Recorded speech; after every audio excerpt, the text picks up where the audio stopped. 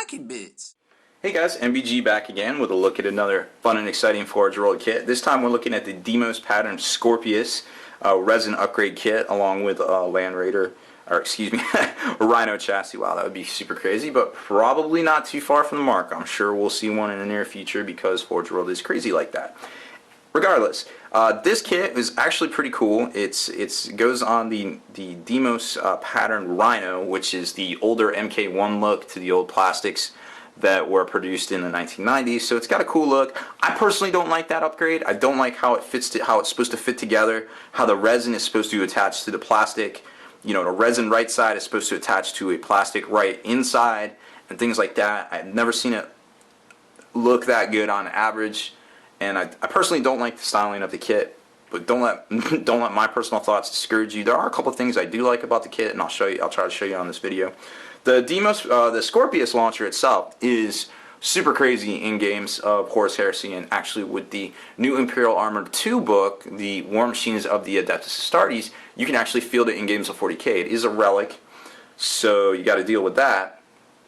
But the multiple rocket launcher, the one shot plus D3 can kind of get super crazy because it is AP3 and it makes a mockery of of what the Whirlwind does today. So this thing is super nuts in game.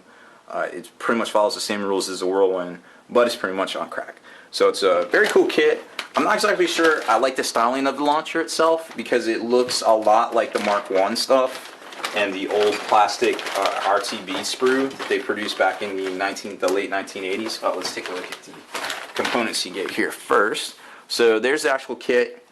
Here's the rocket launchers left and right assemblies that I was just talking about. They look very much like the older shoulder carried rocket launchers for the Space Marines themselves. And then here's the Demos Rhino, which that's the Mark I style from the old plastics. As you can see here, you're really just getting new is this piece here. This actually really isn't that new either. That's also the same piece for the Predators.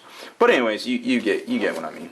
So there's that, and then it just kind of goes into like how I put it together and the actual look of the kit itself, which is pretty striking, I'll admit. Now in this particular picture here, it looks like they really got this resin, the resin right and left components to go together with the plastic insides pretty well. I haven't seen a whole lot of that, like I said. I haven't assembled one of these, but I'm already on the fence about whether I think it's a good idea or not. Don't let my thoughts discourage you. I think it's a cool looking kit, and you know what? It's a great look to any army to have one of these relics fielded in it. So we're not really going to take a whole look at the actual Rhino parts because I've previewed these things on here before with the Predators, and also the most recent was, I believe, the Vindicator as well, actually. So, well, we're definitely going to take a look at the newer components to it, which are the multiple rocket launcher itself. And one thing I wanted to show you that I thought was really neat was these little so there's these, and here's the turret assembly itself. And the nozzles, actually, the barrels to the rocket launcher are a separate piece inside here. I think they're kind of flared. They look a little big. Here they are. They almost look like, if I wasn't mistaken, and I know that they're not, but they look very similar to the power cable holders on the Warhound and Reaver Titans, which they're definitely about that same size, but they're not drilled out enough to handle the power cables there.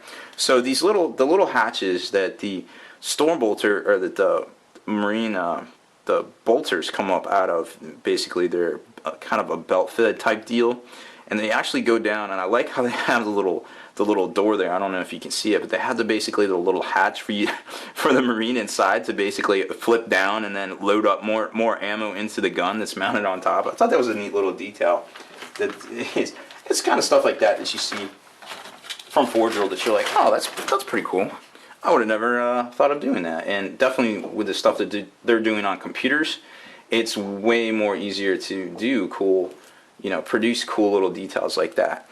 So this is the basic kit itself. You can kind of zoom in a little bit. This is the basic upgrade, I should say, rather. And that's pretty much it. It's not a whole lot to it, but it's pretty devastating in game. and definitely worth getting if you want to field a really nice looking relic in your games of 40k now with the Imperial Armor 2 book. So that's pretty cool.